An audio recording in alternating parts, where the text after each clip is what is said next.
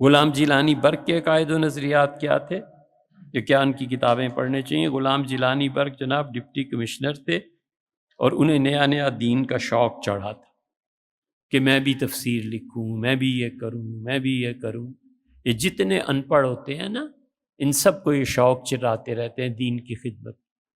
دین کا ایک بہت بڑا سمندر علم ہے، اور دین کا بہت بڑا سمندر عبادت ہے۔ علم حاصل کرنے کی عمر گزر گئی، عبادت میں لگ جائے بس۔ مسئلہ علماء سے پوچھ لیا، 2 رکعتیں جائز ہیں حضرت، 4 جائز ہیں، یہ سورت کس طرح پڑھنی ہے، دین میں اس کے کیا، بس یہ کرے اور خدا کی عبادت میں غرق کر دے اپنے آپ کو۔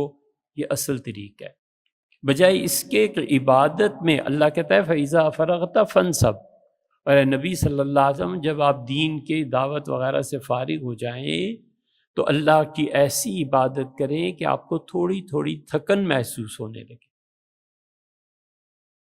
یہ اصل طریقہ ہے۔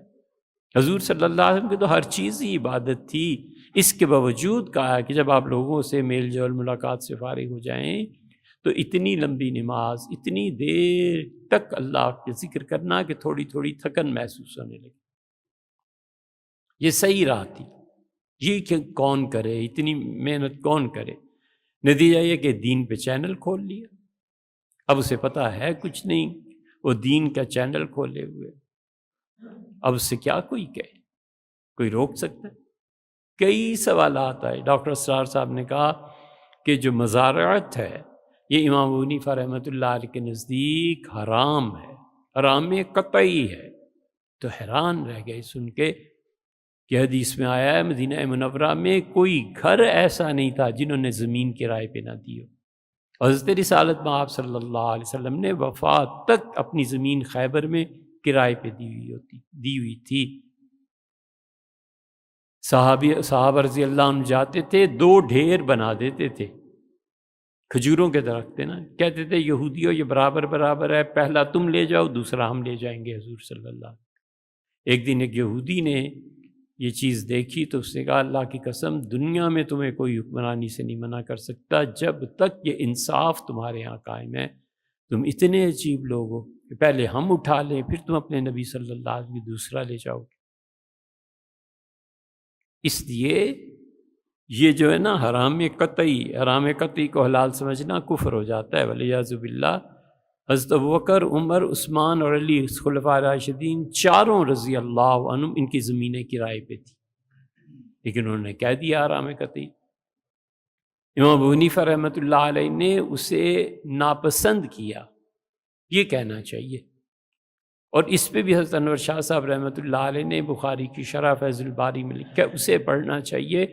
تو یہ جس کو کوئی اور کام نہیں ہے بس ٹھیک ہے جی، اب چینل کھول لو، اب سوال جواب کے سیشن کھول لو۔ غلام جیلانی صاحب نے بھی یہی کیا تھا، انہوں نے پہلے کتاب لکھی تھی 2 قرآن۔ یہ جو حضور صلی اللہ علیہ وسلم پہ قرآن آیا ہے یہ تو قرآن ہی نہیں تھا، یہ تو قرآن گھر بیٹھ کے لکھا گیا تھا، گھڑا گیا تھا۔ پھر انہوں نے پوری حدیثوں پہ اتنی غلیظ زبان استعمال کی کہ حضور صلی اللہ علیہ وسلم ایسے والعیاذ باللہ۔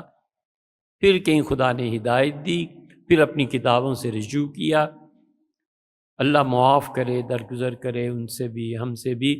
لیکن وہ جو لاکھوں اور کروڑوں اس سے گمراہ ہوئے تھے نا، ایوب خان کے زمانے میں منکرین حدیث کا غلبہ تھا نا، ایوب خان صاحب کے ہاں پرویز تھا، یہ اس قسم کی چیزیں تھیں۔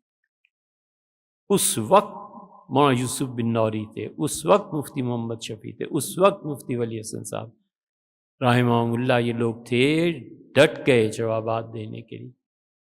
آج اس سے 100 گنا زیادہ گمراہیاں ہیں، لیکن افسوس جواب دینے والا کوئی نہیں۔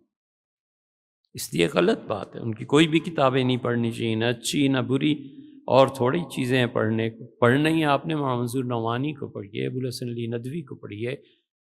آپ نے اگر پڑھنا ہی ہے تو سید زوار حسین شاہ صاحب کی کتابیں انہیں پڑھیے رحمہ اللہ۔ یہ لوگ تھے جنہوں نے امت کی صحیح رہنمائی بھی کی اور اللہ کے خوف کے ساتھ لکھا۔